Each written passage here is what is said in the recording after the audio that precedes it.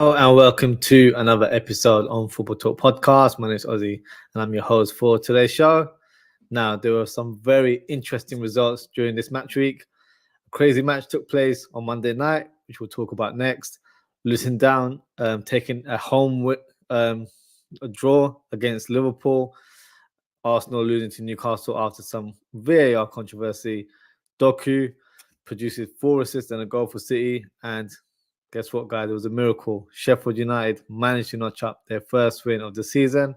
So let's dive in and discuss the first game, which was Tottenham versus Chelsea.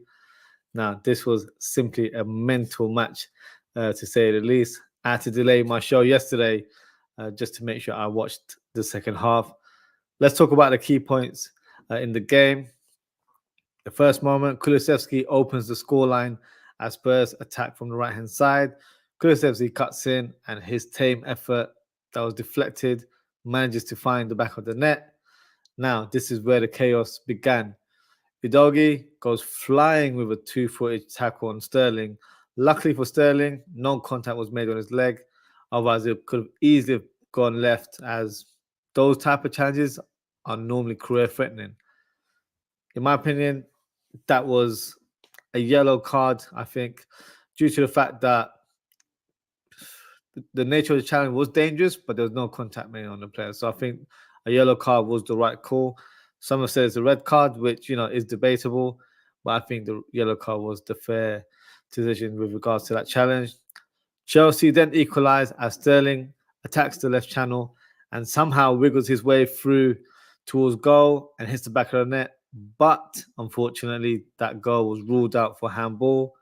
But whilst that moment happened, Romero seemed to lash out on Colwell as he was on the ground after a challenge, and he kicks him from behind at the back of his leg. Now, was that a red card? It would have been soft, but that's what happened to David Beckham back in the day against Argentina in the 1998 World Cup. So he could have easily been sent off for that challenge. But then moments later, Caicedo scores from outside the box, but the flag is raised for offside. However, Romero is in the mix again as he makes an awful tackle on his compatriot Enzo Fernandez in the box. Stonewall penalty and a deserved red card, in my opinion. Cole Palmer steps up for the penalty, and he just about scores with his shot that hits the post and in. Now, in the second half, Udogie makes a ridiculous challenge once again on Sterling, and this time he was rightfully sent off. 2 red cards for Spurs, who are down to 9 men, and it was always going to be an uphill battle from there on. And at that stage, the goals started flowing for Chelsea. Nicholas Jackson, aka Action Jackson, gets on the score sheet after a couple misses early on in the game. Even for his tap-in, I thought he missed, and he just about found that bottom corner. He gets his second goal from similar range to make it his second goal of the game, and then he completes his hat-trick as he goes around the keeper and hits the back of the net. So a crazy game, nonetheless. Probably one of the best games, I have to say, of the season so far. Pretty much had everything. Tottenham's unbeaten Premier League record is now broken, and this result goes from bad to worse, unfortunately, as I believe Madison and Van der Ven are now injured and could be out for some time. So a good win for Chelsea in the end. In terms of the next fixture, Luton Town versus Liverpool, which concluded 1-1. Definitely one of the surprising results of the week, as you don't have to be a Liverpool fan to have predicted an away win before the game had taken place. But this was definitely not the case, as Luton Town managed to get a valuable point. So well done to Luton Town, but I need to make something clear. This wasn't a masterclass performance from Luton. The result was down to Liverpool's poor finishing, and it was pretty much one-way traffic. And Liverpool, to be fair, had an abundance of chances, 24 shots with 6 on target.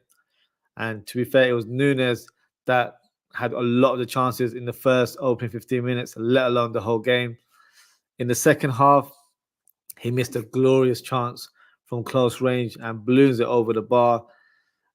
That's the one, unfortunately, that will grab the headlines. But if I'm being brutally honest, I actually think he was one of the better players on the pitch for Liverpool. The likes of Salah, Jota, Szoboszlai, and Trent were below par. Joe Gomez was left back. In my eyes, was a terrible decision from Klopp, as we had no threat coming down from the left-hand side.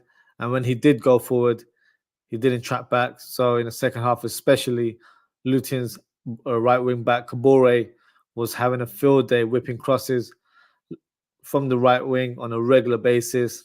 Now, I would have liked Tsimikas to have started this game, but his recent performances have been below par. So I actually question if he's good enough to be a Liverpool player next season, because with Robertson out, this was the perfect time for him to showcase his talent.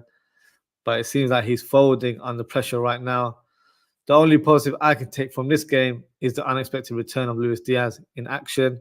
I know Klopp and the staff probably didn't want Diaz to return so soon, but the player requested to return to training and possibly take some part in the game. Credit to Luis Diaz, who, as we all know, is going through a very horrific time right now. Our thoughts and prayers are with Luis Diaz's father, who has still not been released as he was kidnapped last week. So yeah, our prayers go to Luis Diaz, and hopefully we have some good news very, very soon. In terms of the game, Luis Diaz scored the equalising goal in the 95th minute with a header. Great pass by Elliott with the assist. Now, whenever Liverpool lose to an opponent like Luton Town, respectively, it always feels like a defeat. So obviously, I'm disappointed with the result, but some of the reaction that I've seen from Liverpool fans is quite, frankly, over the top, and people just need to calm down. Slandering Nunes again and writing off our chances for a title challenge. Guys, it's match week 11. We are only 3 points away from Man City. So calmer, please. Next fixture is at home against Brentford this Sunday. So this is definitely a match we need to win. And let's just hope that this game against Luton was a one-off and a game that we don't, see again in terms of losing to a lesser opponent. Next fixture, Newcastle versus Arsenal. Newcastle managed to get a great win against Arsenal in this fixture. It started off in a fiery manner as Havertz slides through with an awful tackle on Longstaff and gets booked for it. I'll be honest, I thought that was a red card as he made a meaty contact on the player and it was a reckless challenge. So Havertz can certainly count himself lucky, but at the same time, so can Newcastle's Bruno Guimaraes, who hits a forearm on the side of Jorginho's head. That's the kind of stuff you see in a UFC cage. Crazy moment from the midfielder, and I think he should have been sent off with that as well. But Newcastle opened the scoreline that ends up being the winning goal as Willock chases the ball to keep it in play from the corner flag, whips it in with a great cross towards Joe Linton.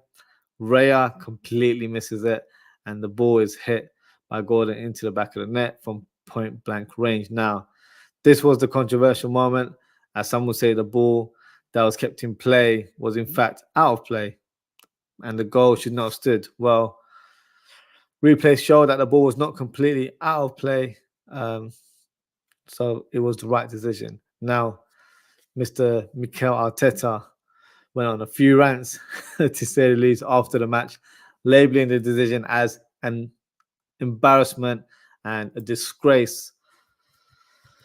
Well, look, where was that energy when he was asked the same sort of question when Liverpool had a disallowed goal against Tottenham when Luis Diaz scored?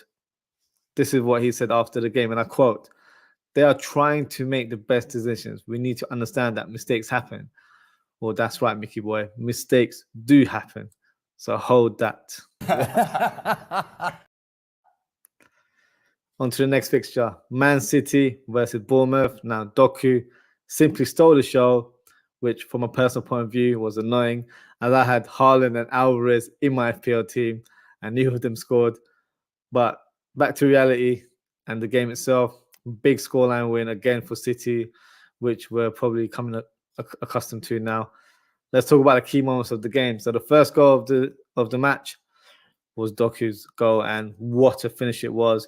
1-2 with Rodri, and with no uplift on the ball, he still manages to hit the back of the net. Lovely finish from him. The second goal, Doku's twisting and turning Metham to a different universe on the right-hand side. He squares it to Bernardo Silva, who hits the bottom corner. The third goal, it should have been Doku's, but his long-range shot hits the back of Akanji, and he gets awarded the goal. Still an assist for Doku. The fourth goal, Doku slides a through ball to Foden, and he scored from close range. Bournemouth managed to get a consolation goal through Sinistera. The fifth goal, what a through ball by Doku towards Bernardo Silva, and his finish was equally as good as he dinks it over the bar. Probably the best goal of the match, and I'll probably say of match week 11, to be fair. The sixth goal, Oscar Bob hits a cutback pass for Ake, who scores from a diamond header. So a great performance by City. But let's talk about Doku. What an exciting player Pep has signed from this summer. Now, Liverpool fans, we all were made aware of Doku a few years ago as a possible Mane replacement, but that move never came to fruition. So I've always kept an eye on the player. Pause. But for me, he always looked like an exciting talent. But the way he's performing right now, I didn't think he was at this level, to be fair. If he continues to play at this rate and on a consistent basis, the kid is going to be a problem and arguably can become one of the best wingers in Europe. Worrying times for all rival fans in the Premier League, unfortunately. On to the next fixture. Fulham versus Manchester United. Ten Hag seems to have bought some extra time as United manager, as they were able to nick a win in the final minute of the game. It wasn't the most exciting of games, to be fair, but then again, it involves United, so it never is. Fulham had a chance. Well, to be fair, they had a number of chances to take the lead. Willian had a couple of shots towards goal. Wilson also had a shot from distance that was saved by Onana. Polina also has a chance as he goes through on goal. Never saved by Onana, so he was certainly kept busy in the second half. But Bruno Fernandes scores on the 95th minute with a low shot from outside the box. For me, poor goalkeeping from Leno. He should have done a lot better, as he pretty much had a hand on the shot and should have parried it away. But United have a bit of life with that win, and it gives Ten Hag more time, and his reign continues as Manchester United manager. Now, in terms of other games, Brentford beat West Ham 3-2, and what a great home win it was for the Bees. Excuse me. Morpay ends his goal drought after 14 months. Crazy stat for a striker. Kudus scores a fantastic acrobatic volley for the equalizer. West Ham turn it around with Bowen scoring the second goal, but then they concede an own goal through Mavropanos. Collins gets the winning goal for Brentford, and to be fair, topped up a very good game indeed. Burnley lost to Crystal Palace, so a great away win for the Eagles at a difficult ground in Turf Moor. Goals from Schlupp and Mitchell. That's a record 6th home defeat in a row for Burnley, so not looking good for Company and his boys. Everton drew 1-1 to Brighton. A good point, you say, on paper for Everton, but they may have felt like they should have walked away with all 3 points. Mikalenko scores a goal for Everton, but it was an own goal from Ashley Young that awarded Brighton with the point. Now, this was the miracle. Sheffield United beat Wolves 2-1, and it's their first home win and first win altogether this season. And what a goal it was from Archer to open the scoreline. That certainly lifted up the crowd in Bramall Lane. Wolves equalised through Bellegarde with a fantastic strike, but Norwood scores the match winner from the penalty spot. And as you can imagine, the crowd goes wild. So well done to Sheffield United, and fully deserves to get that first win of the season. And the final fixture, Nottingham Forest beat Aston Villa 2-0. Another surprising result. Nottingham Forest managed to end their winless run. Goals coming from Ola Aina, his first goal for the club, and Mangala as well. So that's a wrap up of Match Week 11. So what I'll do now is announce the FPL Manager of the Week, and that goes to one Ashraf, and his team is called Migiwara Nalufi. So he scored 54 points. So it wasn't a very high scoring week for many FPL managers, to be fair. So well done to you, as 54 is actually a very good score. In terms of my performance, I did abysmal. I got 20 points Sometimes I ask, why do I even bother? Need to fix up and possibly transfer some underperforming players in the lineup. Have a couple of Tottenham players in my team as well. So yeah, that will definitely be a decision I need to make very, very soon. So what we'll do now quickly is we'll just check the league table and then we can take it from there. So it looks like we've got a new team at number 1. So that goes to Ibrahim Rashid and his team is Kush Gang FC. So well done to Ibrahim. You've managed to climb up back to the top of the table. One Ashraf, who I just mentioned, is the FPL Manager of the Week. He's moved up to 2nd, so he's a newcomer in the top 5. Jake Harrison drops down to 3rd. His team is Kinder Bueno. Nana Sare is 4th. And then you have Pasura Mania of Siamic Soro as number 5. Got Dr. Issa there. Jordan Smith is number 7. Huena Malik stays at number 8. A Flying Hobo is number 9. And then you've got Nims Jeans, Mitigo Huo at number 9. And then you've got Rum Punch as well at number 11. So, yeah, a lot of familiar names still there. Ibrahim Rashid climbs back to the top of the league. So let's see how next week pans out in terms of the FPL. So that's a wrap up for today. So thank you to everyone for tuning in, whether you're watching this live or on replay. Appreciate your support as always. If you haven't already, please don't forget to like, comment, share, and subscribe to the channel on YouTube. And also to my listeners on Spotify, Apple Podcasts, and Google Podcasts. So let's try and get the numbers up on those platforms and help the channel grow. Also, make sure to follow me on social. You can follow me at OzzieFTP on Twitter. And you can also follow me at Ozzie.ftp on Instagram, Threads, and TikTok. Next show, or should I say shows, will be taking place tomorrow as I'm doing a match preview of Toulouse versus Liverpool at 9 p.m. UK time. And then I'm continuing my Liverpool career mode journey on FC24 at 10 p.m. So make sure to join both shows and get involved by sending your comments in the live chat, whether it's about the topic that I'm discussing or anything football related or anything in general. Feel free to ask what you like. Before we end the show, as you probably noticed above my shoulder, it says Free Palestine. The message on this channel will always be Free Palestine. For me, it's not about religion. It's about humanity. As I'm sure you guys have seen all over social media and the news, there's a genocide taking place in Gaza and it needs to stop. Innocent civilians, from babies to the elderly, are being killed. So please do your thing and raise awareness about this. And if you'd like to help, I've added a link to medical aid on my Instagram profile, which is at Ozzie.ftp, to help the people of Palestine. So if you'd like to make a donation, hit the link on my Instagram profile.